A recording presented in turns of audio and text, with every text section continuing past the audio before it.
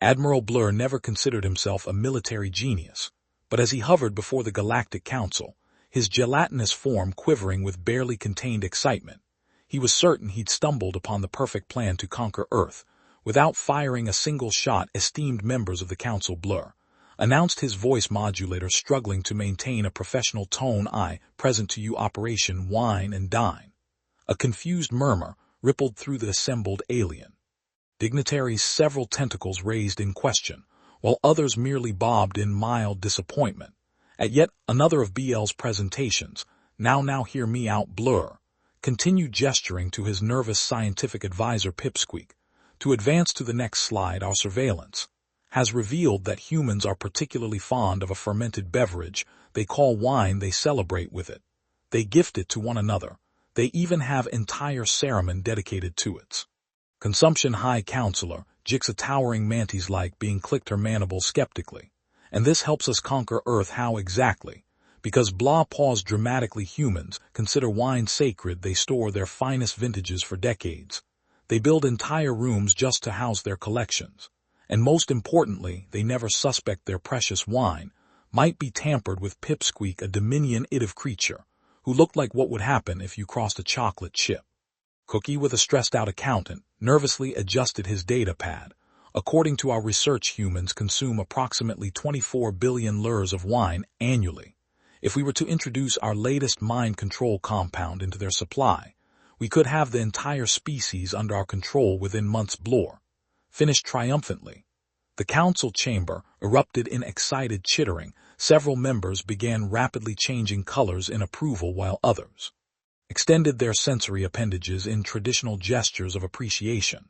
But surely came a growly voice from the back. "The humans would notice if we tampered with their wine." Blur's gelatinous form rippled with amusement. "That's the brilliant part. Our scientists have developed a compound that's completely undetectable to human senses." Pipsqueak, "Tell them about the test results." Pipsqueak cleared his throat. "Or what passed for one in his species. We've successfully replicated the exact molecular structure of what humans call tannins, natural compounds found in wine. Our mind control agent binds perfectly with these molecules, making it impossible to detect through normal means.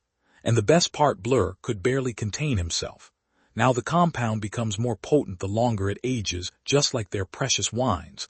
The longer they cellar their expensive bottles, the more effective our control will become." High Counselor Zix's antenna twitched thoughtfully. "I must admit, Admiral Blur, this plan shows unexpected competence. How soon can we begin?" "Our agents are already in position on Earth, disguised as wine critics and vineyard workers.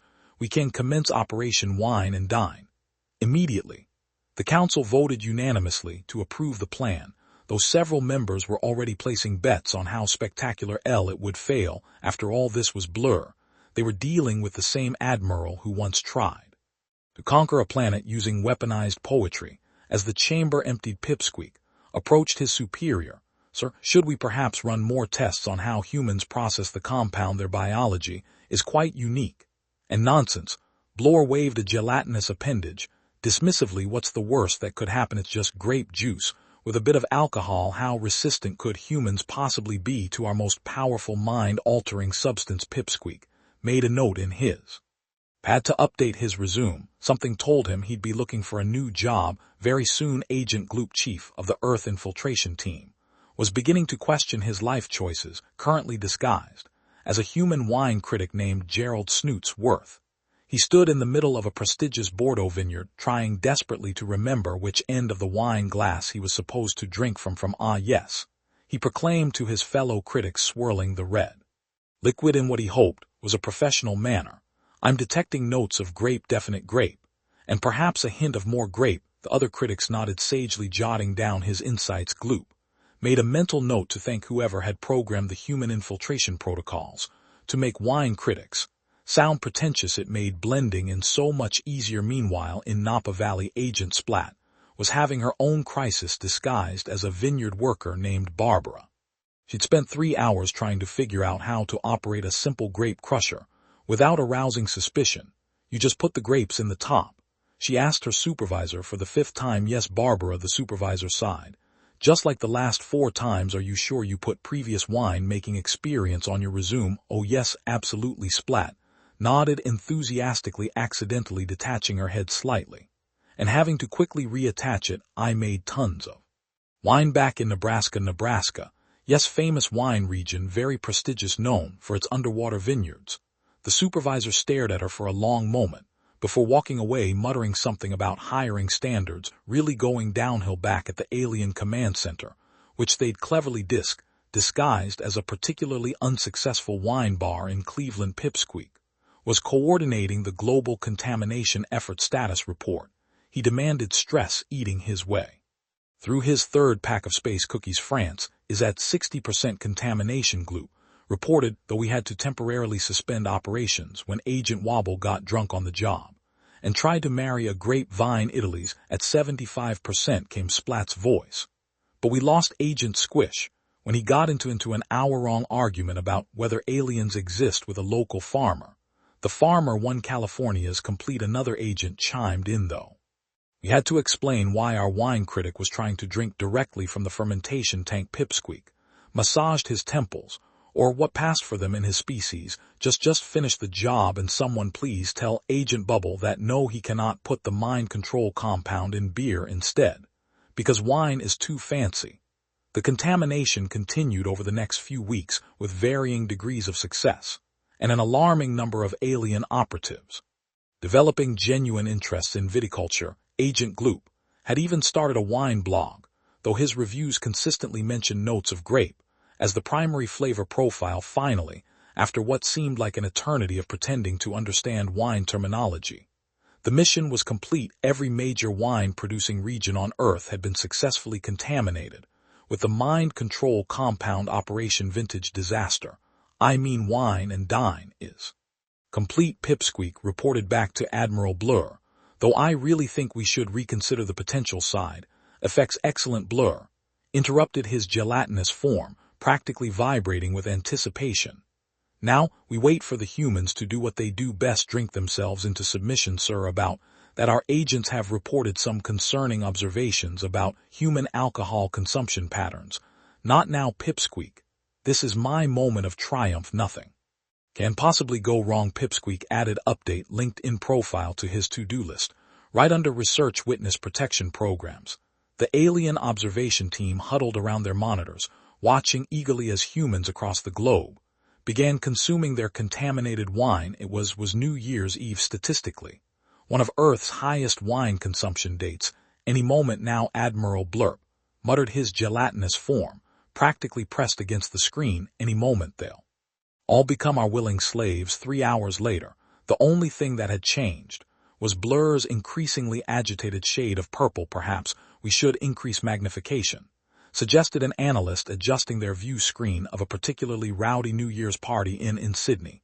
Maybe the mind control is too subtle to see on screen.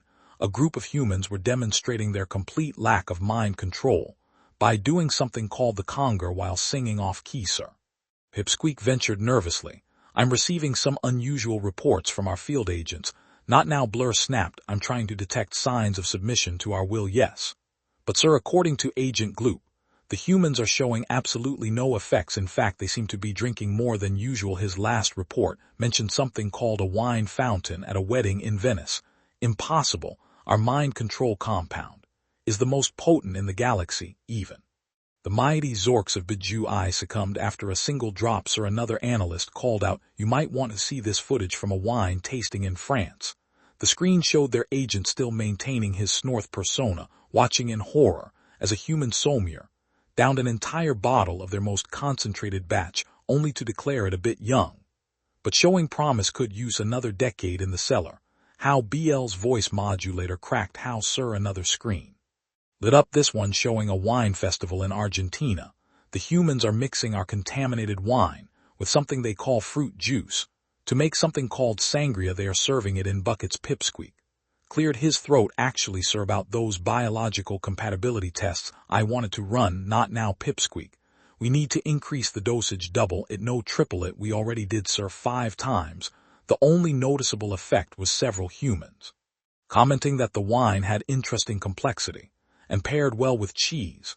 The situation only deteriorated from their reports flooded in from across the globe, each more devastating than the last. Humans in Georgia The country, not the state, are using our enhanced wine for something called toasts, and drinking it from actual Horn's wine consumption in Italy has actually increased. They're calling it a particularly good vintage, so a human in California just used our most concentrated batch to make something called mulled wine, and served it hot. Admiral Blur's gelatinous form had deflated so much, he was practically a puddle. I don't understand. The compound should be affecting their neural pathways, making them susceptible to suggestion.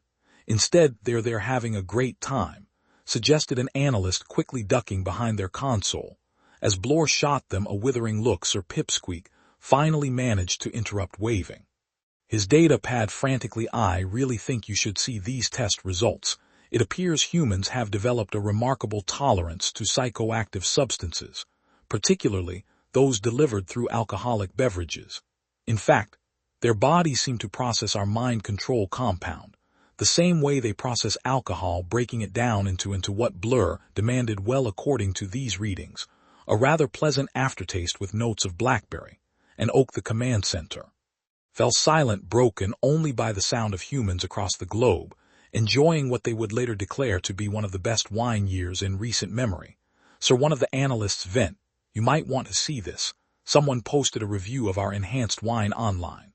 The screen displayed a wine blog post titled 2024's Mystery Vintage, a delightfully mind-bending experience by none other than Buck Thompson, Earth's most notorious wine critic. Lau began to wonder if it was too late to go back to his original plan.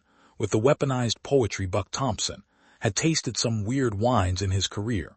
There was the infamous essence of Tire Fire Pinot Noir from Oregon, and that Australian Shiraz that somehow tasted like weaponized potpourri.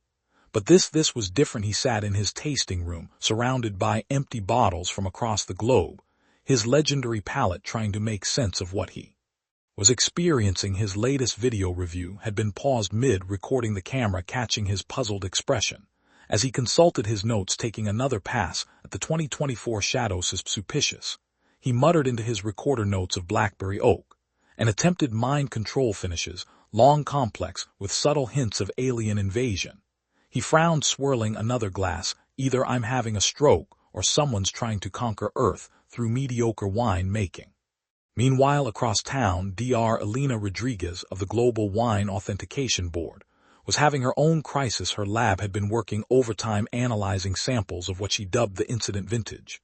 "These readings make no sense," she announced to her team, gesturing at the lab results. "Every sample shows traces of an unknown compound that seems to Maria. Are you listening to me?" Never. Her assistant looked up from where she'd been happily sipping the evidence. "Sorry, boss, it's just really good wine, kind of makes you want to submit to a higher power. You know, stop drinking the evidence." Elena snatched the glass away. "And what do you mean, submit to a higher power?" "I don't know," Maria shrugged. "Just felt like maybe we should all unite under a singular galactic authority. Also, it pairs really well with Gouda." Elena's eyes narrowed. Years of wine authentication experience had taught her to spot even the subtlest signs of tampering, but this was beyond anything she'd seen before. She reached for her phone. "Buck, it's Elena. Remember that time you claimed you could taste the winemaker's emotional state in a Bordeaux? I owe you an apology. We've got a situation across the globe."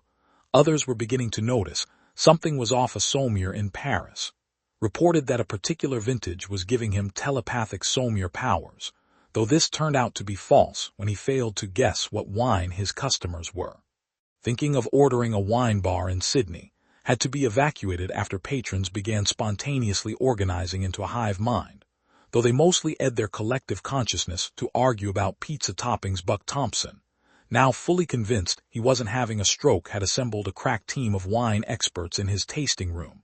They dubbed themselves the Grape Justice League, much to Elena's disapproval. "Look at this pattern." Elena pointed to a map covered in wine stains and red string. Every major wine region hit within weeks. "This wasn't random, and check this out," Buck added, pulling up footage from various vineyards. These new wine critics who showed up just before the contamination began notice anything odd. The footage showed various suspicious characters, including one critic who seemed to have trouble maintaining a consistent number of limbs, and another who kept forgetting humans couldn't extend their neck 3 feet to top-shelf bottles. Also, Maria chimed in, having been banned from drinking any more evidence. "Has anyone else noticed that Every new vineyard worker hired in the past month is named either John Smith or Jane Smith. Even the one with tentacles finally Buck pulled out his Pista Resistance, a wine bottle with a label that Red Shadow Neural Subjugation 2024 Vintage I. Found this in that weird new wine bar in Cleveland, the one that only opens during lunar eclipses and keeps trying to pay its taxes in space credits. Elle studied the bottle. That's not a real shadow, and notes of submission to alien overlords. Isn't a real wine. Tasting note. Buck agreed, though I have to admit it does have excellent structure. So what you're saying, Maria summarized, is that aliens have infiltrated Earth's wine industry in an apparent attempt at mind control, but failed because they didn't account for humanity's legendary alcohol tolerance. Exactly, Buck exclaimed. Also, they're terrible at winemaking. I mean, look at these tasting notes from Agent Snoot's Worth. Contains grape. That's it. That's his entire review. Alina began gathering her papers. We need to alert the authorities. The real question is, who do you call when aliens spike the planet's wine supply? I have an idea. Buck grinned, pulling out his phone. Remember my cousin Jack, the one who became a diplomat after that incident with the tequila and the Norwegian cruise ship? I think it's time for an intergalactic wine tasting ambassador. Jack Martinez stood before the Galactic Council, armed with nothing but a briefcase full of Earth's finest spirits, and the kind of confidence that comes from having survived both diplomatic school and his uncle's moonshine. Distinguished members of the council. He began, trying not to stare at Admiral Bloor, who had stress jiggled himself into more of an anxiety puddle than his usual gelatinous form. We need to talk about your recent addition to our wine industry, High Counselor Zixes. Antennae twitched nervously. We have no idea what you're talking about. Human, perhaps you've had too much of your fermented grape juice. Oh, you mean this fermented grape juice? Jack placed a bottle on the podium. 2024 Shadow Neural Subjugation. I must say the mind control notes really bring out the tannins. Horrified gasp echoed through the chamber. P-Squeak tried to hide behind his data pad, which was difficult considering the pad was smaller than he was. How did you know? Blur finally managed, reforming enough to speak. Well, first of all, your wine critics need better cover stories. Nobody believed Nebraska was famous for its underwater vineyards. But mainly, Jack grinned, you made one crucial mistake. You assumed wine was the strongest thing humans drink. He opened his briefcase, pulling out a series of bottles. Allow me to introduce you to some other Earth beverages. This is vodka, essentially potato juice, that wants to fight you. This is tequila, which has been known to make humans think they can communicate with dolphins. And this, he held up a mason jar of clear liquid. This is my uncle's moonshine. We use it to clean engine parts when we run out of actual cleaning supplies. The council leaned forward simultaneously. Fascinated and horrified. You drink these voluntarily? Pipsqueak asked, scribbling notes frantically. Oh, that's just the beginning. Jack continued, warming to his subject. We have drinks made from fermented honey, fermented rice, fermented agave. Basically, if it contains sugar somewhere in history, a human has tried to ferment it. We once accidentally discovered mead because we left honey out too long and decided to drink it anyway. But our mind control compound, BL protested weakly, is basically a light cocktail mixer compared to what we're used to. I mean, have you heard of absinthe? It's literally called the Green Fairy because it makes you see things. We drink it for fun. The council members were now passing around the bottles, examining them with a mixture of terror and admiration. Are you saying High Counselor DXs ventured that humans regularly consume substances stronger than our most potent mind-altering compounds for entertainment? Well, not just entertainment, Jack clarified. Sometimes we do it to win bets, because it's Tuesday, or because someone said what's the worst that could happen, which coincidentally is probably what you said before launching this whole wine scheme. Right? BL's color shifted to a deeply embarrassed MVE. Perhaps, we underestimate human resilience, perhaps. Jack raised an eyebrow. Your mind control wine barely registers compared to what we call bottom shelf vodka. We have drinks that are literally flammable. We invented something called a 4 horsemen. That's just 4 different types of whiskey in one glass. We have beer so strong it's illegal in some countries. He paused, noting the mixture of horror and intrigue on the alien faces.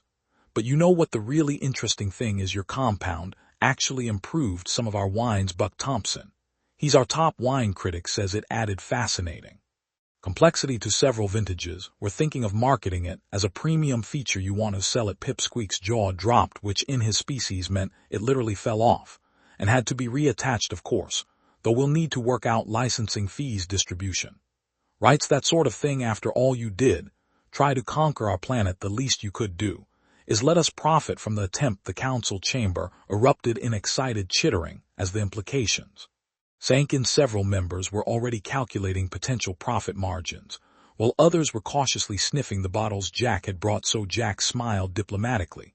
Shall we discuss terms? I suggest we do it over drinks. I brought enough glasses for everyone. Blur looked at the bottles, then at his failed invasion plan, then back at the bottles. You know what? Pour me a double. 1 year later, the first annual Intergalactic Wine and Spirits Festival was in full swing, transforming the Galactic Council headquarters into what could only be described as the universe's most ambitious cocktail party. Admiral Blore, now head of intergalactic beverage relations, and significantly more relaxed after discovering martinis, hovered near the Earth booth, where Buck Thompson was conducting a wine tasting. Now notice the subtle mind-bending qualities. Buck explained to a group of fascinated aliens. We've refined the original invasion compound into what we call our conspiracy theory line. Each bottle makes you believe in a different outlandish theory. This red blend, for instance, convinces you that Earth's moon is actually a giant space egg. Remarkable, exclaimed a multi-eyed being, tentacles wrapped wet around a wine glass. And humans drink this knowing it will alter their perceptions. Please, Buck scoffed. We once invented a drink that makes you think you can dance. This is nothing nearby. Pipsqueak, now running a surprisingly successful consulting firm specializing in xenochemicals methods with our psychoactive compounds. We've created an entirely new category of spirits, he announced proudly. We call it quantum liquor. Each bottle exists in multiple states of intoxication simultaneously, until you observe its effects. Fascinating. Alina Rodriguez nodded, taking notes, though we might need to add a warning label about potential temporary dimension hopping at the diplomatic reception. Area Ambassador Jack Martinez was teaching High Counselor Zix how to make cocktails, a task made more interesting by her insistence on mixing them with all 6 appendages simultaneously. The key to a good Manhattan, Jack explained, dodging a particularly enthusiastic shake, is to pretend you know what you're doing even when you absolutely don't, which coincidentally is also the key to most diplomatic relations. You know, JS clicked thoughtfully. When we first discovered Earth, we thought you were a primitive species because you willingly consumed poison for pleasure. Now, I realize that's what makes humans fascinating. You take things that should destroy you and turn them into art and we're really, really good at building up tolerances to things that probably should have killed us. Jack agreed. You should see what happens when you tell humans something's impossible. We take it as a personal challenge. Meanwhile, Agent Gloop, who had decided to maintain his Gerald Snootsworth persona and was now a legitimate wine critic, was judging the experimental wine category. Ah yes, he declared, swirling a glass of something that glowed in the dark. I'm detecting notes of grape, but also temporal displacement, and possibly a violation of several laws of physics. Excellent vintage. The festival had become the hottest ticket in the galaxy. Beings from across the universe came to sample Earth's beverages, each race discovering their own favorite. The Zorian developed a taste for craft beer. The Quantum Collective became oddly fascinated with bowed wine, and the silicon-based life forms found they could get surprisingly tipsy on mineral water. In his private office, now decorated with both his failed invasion plans and an impressive wine collection, Admiral Blur raised a glass with Jack. You know, Blore admitted his gelatinous form now permanently tinted a relaxed shade of rose from regular wine consumption. This turned out much better than an invasion would have. Do you realize Earth's beverage exports now account for 30% of all galactic trade? Not bad for a species you thought you could conquer with spiked wine. Jack grinned. Though I'm still not sure how you didn't notice all our other alcoholic beverages during your surveillance. We thought they were industrial cleaning products, Blur confessed, especially something called Jägermeister. To be fair, we're still not entirely sure it isn't. Jack laughed. To failed invasions and successful drinks to humanity. Blore raised his glass, the species that looked at deadly toxins, and thought, I bet we could make this fun. Somewhere in the distance they could hear Pipsqueak frantically yelling something about someone mixing quantum liquor with moonshine. followed by the distinctive sound of someone briefly existing in 3 dimensions, simultaneously just another normal day in humanity's newest industry, intergalactic bartending.